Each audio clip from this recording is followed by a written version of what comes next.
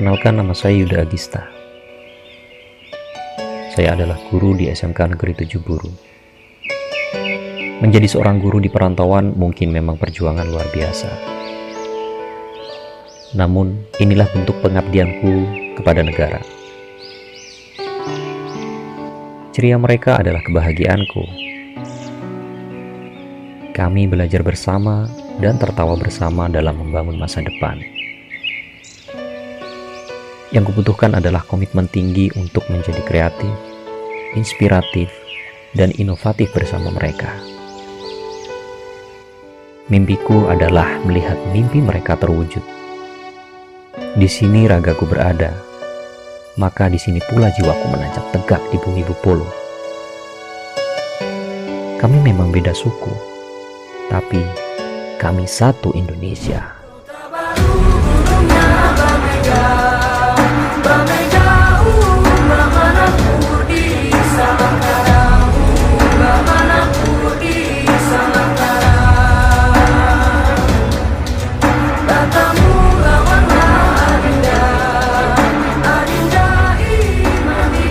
Assalamualaikum warahmatullahi wabarakatuh.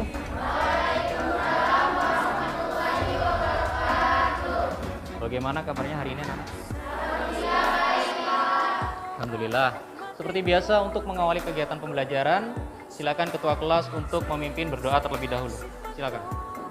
Teman-teman, sebelum kita mulai belajar di pagi hari ini, marilah kita berdoa menurut agama dan kepercayaan kita masing-masing. Berdoa dimulai. Berdoa selesai. Siapa yang tidak hadir pada pagi hari ini? Semuanya hadir, alhamdulillah. Kemudian untuk mempersiapkan kita belajar, maka coba dicek dulu kanan kirinya masih ada sampah atau tidak. Terus kerapian bajunya silakan dilihat, jilbabnya, maskernya jangan lupa dipakai karena kita harus mematuhi protokol kesehatan. Baik. Supaya lebih fokus dalam menerima materi, hari ini kita lakukan tepuk fokus dulu. Siap? Tepuk fokus. Kalau kita mau belajar, Maka kita harus fokus. Fokus. Masih ingat tidak materi kita minggu lalu tentang apa? Masih ingat tentang apa? Ya, tentang siklus hidup virus ya, yaitu tentang reproduksi virus. Ada berapa siklus? Ada 2. Siklus apa? Siklus litik dan lisogenik. Hari ini kita akan belajar tentang peranan virus dalam kehidupan manusia. Ya. Tapi sebelum itu coba kita lihat dulu video yang ada di depan. Silakan dilihat videonya. Dari dulu sampai sekarang, bumi udah berulang kali kena wabah virus berbahaya. Dari wabah pes di abad pertengahan yang bikin korban jiwa hingga puluhan juta orang, sampai wabah Ebola, SARS, MERS, dan yang terbaru, virus corona. Sekarang pertanyaan terbesarnya adalah, gimana cara kita nemu vaksin buat ngentiin wabah-wabah tadi? Berapa lama waktu yang dibutuhkan? Hari ini kita akan mempelajari tentang peranan virus dalam kehidupan manusia, yaitu yang merugikan dan juga yang menguntungkan. Tapi sebelum masuk materi, coba kita bacakan dulu tujuan pembelajaran kita hari ini. Melalui kegiatan pembelajaran dengan pendekatan SETS menggunakan model pembelajaran problem based learning dipadukan dengan metode pembelajaran diskusi kelas dan tanya jawab, peserta didik dapat 1. Mengaitkan peran virus dengan cara penanganan penyakit yang disebabkan oleh virus dengan benar. 2. Menganalisis peran virus yang merugikan atau patogen bagi kehidupan manusia dengan baik. 3. Membuat poster tentang tema upaya penanggulangan bahaya virus bagi kehidupan manusia dengan baik. Nah, kita masuk di kegiatan inti. Pada kegiatan inti ini nanti kalian akan saya bentuk kelompok. Jadi kelompok 1, 2, dan 3. Kelompoknya masih sama seperti yang minggu kemarin. Dan setiap kelompok nanti saya akan bagikan LKPD yang untuk kalian diskusikan bersama teman kelompok. Setelah itu kalian presentasikan di depan. Bisa dipahami ya? Waktu diskusi itu 15 menit dan waktu presentasi hanya 5 menit. Jadi tolong digunakan waktu sebaik mungkin. Nah, saya bagi kelompoknya dulu. Berarti kelompok 1 di sebelah kanan saya. Siapa ketuanya? Ya. Kelompok 2 di tengah, siapa ketuanya? Rizka. Saya akan bagikan LKPD-nya dulu.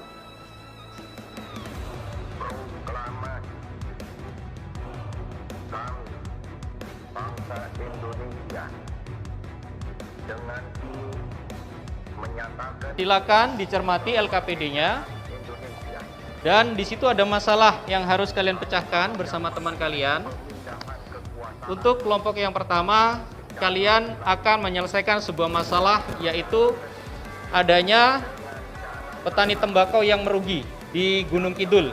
Jadi lahan berhektar-hektar itu tanaman tembakaunya rusak karena daunnya menguning, kemudian kerdil dan mengeriting. Nah, coba dianalisis kenapa bisa terjadi seperti itu.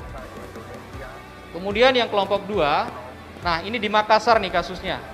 Ada ribuan ayam mati mendadak, kemudian memiliki ciri-ciri hidungnya berair, kemudian tampak terkulai lemas dan tiba-tiba mati mendadak. Kira-kira penyakit apa yang diderita oleh ayam tersebut?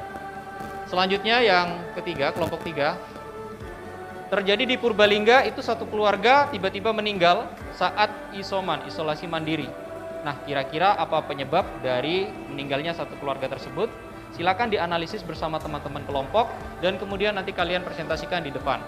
Untuk kelompok yang lain bisa menanggapi atau memberikan pertanyaan. Siap? Baik, saya berikan waktu 15 menit untuk berdiskusi.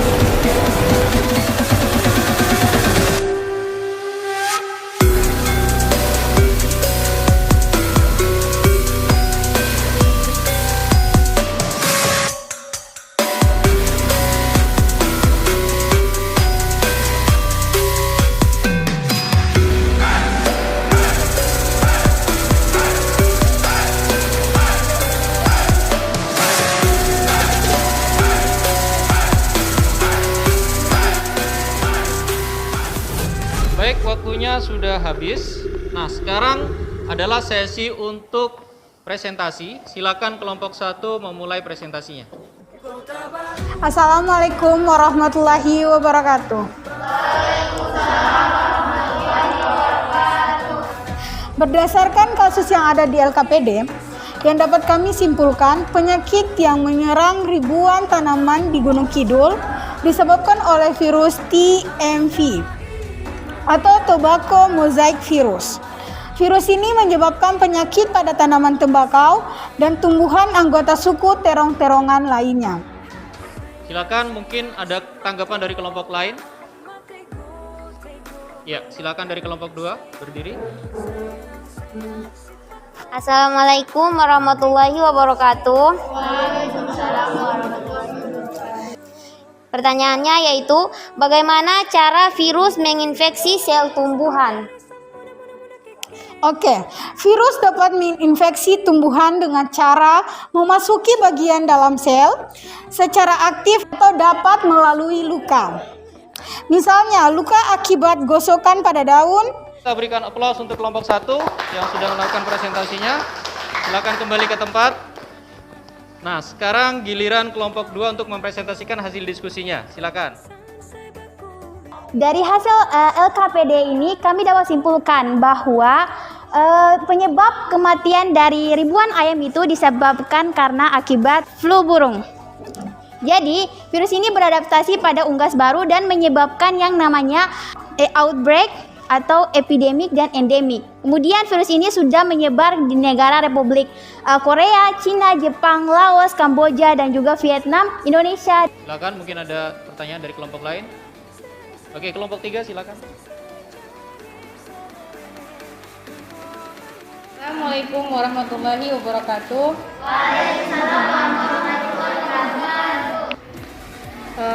Pada virus yang menyerang hewan, terkadang juga dapat menginfeksi manusia. Pertanyaannya adalah, mengapa virus dapat bermutasi? Agar dapat bertahan hidup, virus harus beradaptasi dengan selalu bermutasi untuk mengelabui sistem kekebalan tubuh inangnya. Setelah virus bermutasi, sistem kekebalan tubuh akan lebih sulit mengenali virus sehingga virus tetap dapat bertahan dan menyerang sel inangnya. Baik, kita berikan aplaus pada kelompok 2 yang sudah merepresentasikan hasil diskusinya. Silakan kembali ke tempat. Nah, sekarang giliran kelompok 3 untuk melakukan presentasi. Silakan. Yang menyebabkan satu keluarga meninggal dunia yaitu karena virus COVID-19.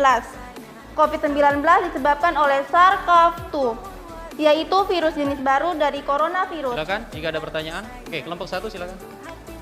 Jadi di sini saya akan memberikan pertanyaan kepada kelompok 3. Apakah semua penderita COVID-19 akan mengalami anosmia atau hilangnya indera penciuman? Terima kasih, saya akan menjawab pertanyaan dari kelompok 1. Tidak semua penderita COVID-19 mengalami anosmia dan juga sebaliknya. Tidak semua orang yang mengalami gejala anosmia adalah penderita COVID-19. Terjawab ya? Oke, kita berikan aplaus untuk kelompok 3 yang sudah presentasi. Silakan kembali ke tempat. Baik, peranan virus bagi kehidupan manusia. Sekarang kita akan membahas dari sisi negatifnya dulu ya. Nah, yang pertama adalah penyakit cacar. Cacar merupakan penyakit menular yang disebabkan oleh virus Varicella zoster. Selanjutnya adalah campak. Nah, sudah pernah dengar istilah campak?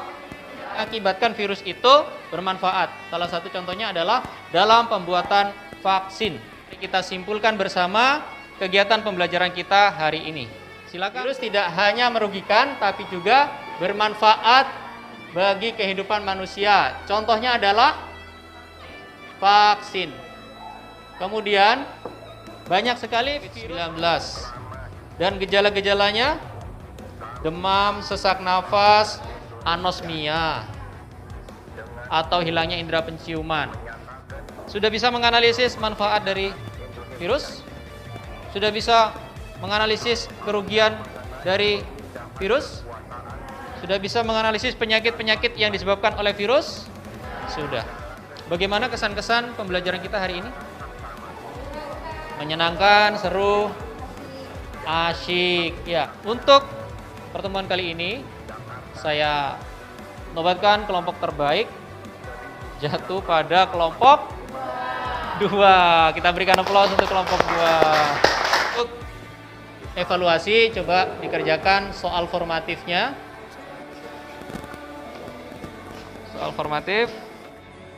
Nah, untuk selanjutnya jangan lupa tugasnya dibuat poster tentang bahaya virus dan penanggulangannya. Kemudian setelah itu kalian upload melalui media sosial kalian, baik itu YouTube, Facebook, ataupun IG kalian. Nah, selanjutnya untuk pertemuan minggu depan kita akan belajar tentang Archaebacteria dan Eubacteria. Perbanyak literasi, jangan lupa baca buku, jurnal, artikel, dan lain sebagainya, sehingga pada saat pertemuan berikutnya kalian ada gambaran tentang Archaebacteria dan Eubacteria. Dan di penghujung kegiatan kita, marilah kita tutup dengan berdoa terlebih dahulu. Silakan ketua kelas untuk memimpin berdoa. Ini marilah kita berdoa menurut agama dan kepercayaan kita masing-masing. Berdoa dimulai. Berdoa selesai. Baik, terima kasih. Kurang lebihnya mohon maaf. Saya akhiri. Billahi taufiq wal hidayah. Wassalamualaikum warahmatullahi wabarakatuh.